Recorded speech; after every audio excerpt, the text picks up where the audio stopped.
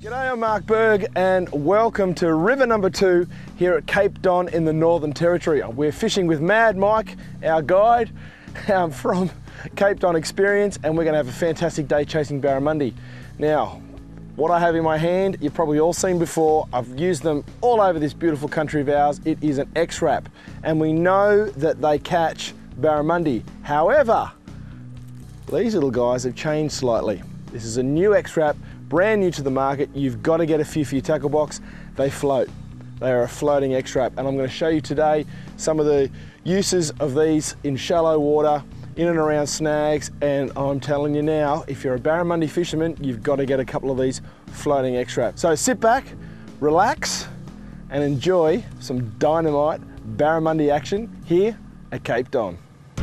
That's a great looking fish. Floating X-Rap. It's the floating one. Yeah. Floating X-Rap. Good stuff. I only gave you about 2 of them.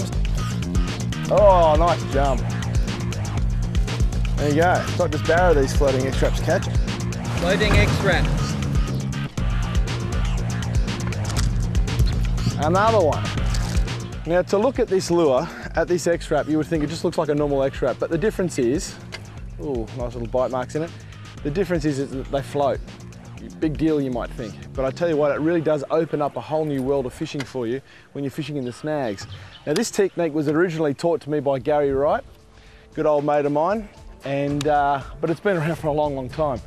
And basically, all it is this: you cast into your snag or into your snake drain or wherever you might be.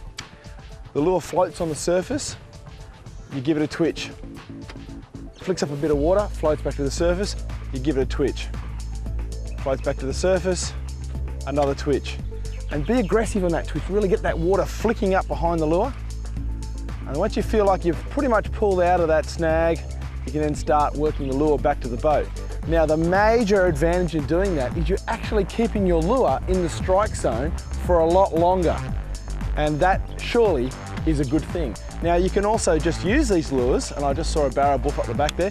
You can also use these lures just like you would a normal X-Rap. You know, twitch and whine and do all the things you would normally do. But the advantage of being able to float it into a snag, give it a few twitches, and hopefully that fish of a lifetime comes up and smashes your lure. Very simple fishing, but a lot of fun.